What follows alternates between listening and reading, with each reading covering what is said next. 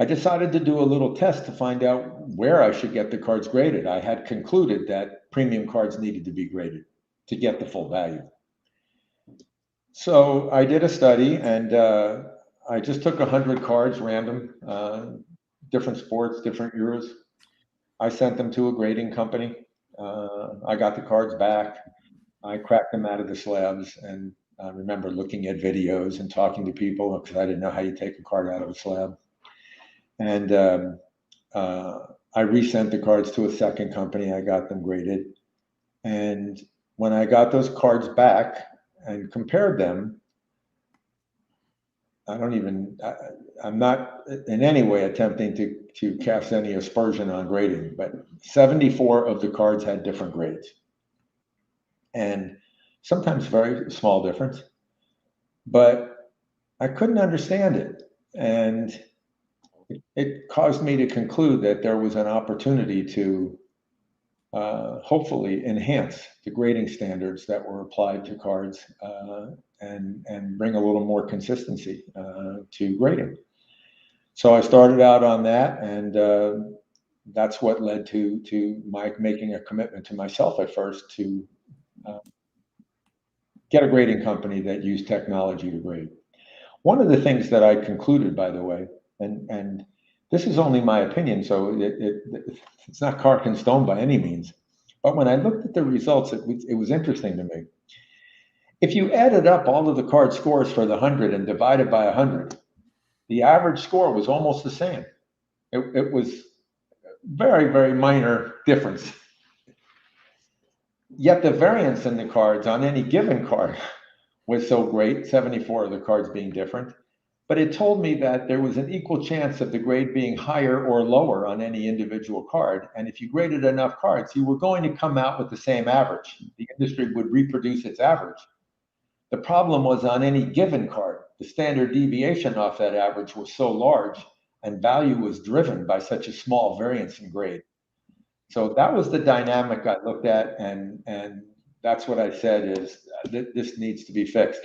I did not ever, I don't even think of it today. I did not think, oh, this is an opportunity to make money. Never. What I see it as is an opportunity to add something from my life and put something into something I have a total passion for. The hobby. What people will see when we start our business, we do so many things. We have free supplies and free submission kits, and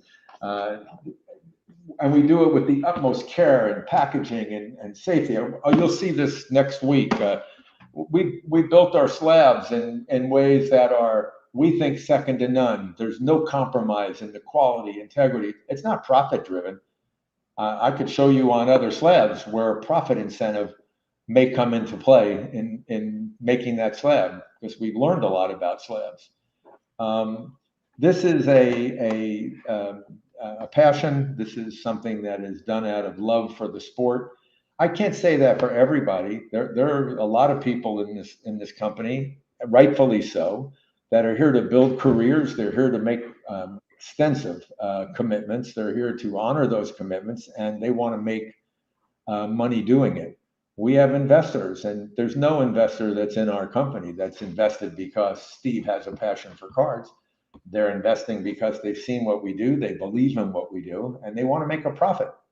Yeah. And I would say it's fair that most of our investors don't have a cap on that profit. The more they make, the happier they're going to be. Sure. So let me jump in. A couple of questions. Speaking of the study that you just mentioned, and Lucky K has the same question that I had, which is, what was the first company you sent to, and what was the second company you sent to? Yeah, I'd ask the same question as Lucky K and you. I'm not going to answer it. I never have. I don't believe that study was. I cannot say that I genuinely undertook that study to demonstrate that somebody was not grading cards as well as I thought they should. It had nothing to do with that, and I don't think the results indicate that. And my reason for the study was I wanted to determine whether or not there was a, if you will, human eye factor that was impacting on any particular card and what grade that card might get. And for that reason, served its purpose. I've disclosed what its purpose was, but it doesn't really matter. I will just say that I've never given a card to anybody for purposes of building our business plan that was not a credible source of grading.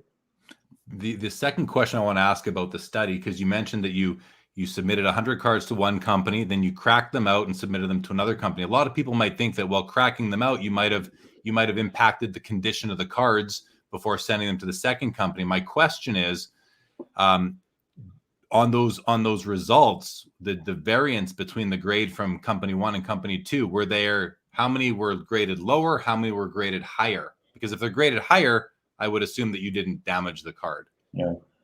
To be honest with you, I did not do the kind of analytics that you're asking for in that study, but 5 years later or so, we undertook a much more sophisticated study.